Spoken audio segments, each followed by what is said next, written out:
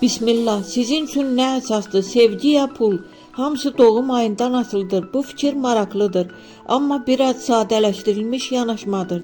İnsan üçün sevginin və ya pulun daha önəmli olması təkcə doğum ayından yox, xarakterdən, həyat təcrübəsindən və prioritetlərdən asılıdır.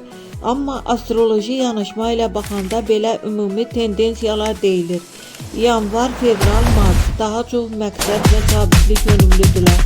Pul onlar üçün təhlükəsizlik deməkdir, amma sevgini də dərin yaşayırlar. Aprel, may, iyun enerjili və emosionaldılar. Sevgi çox vaxt puldan üstün olur, amma rahat həyat istəyi də güclüdür. İyul, avqust, sentyabr balans sevənlərdir. Həm sevgi, həm pul vacibdir, amma ailə və emosiyalar biraz daha üstün gələ bilər. Oktyabr, noyabr, dekabr ambisiyalı və güclü xarakterlərdir.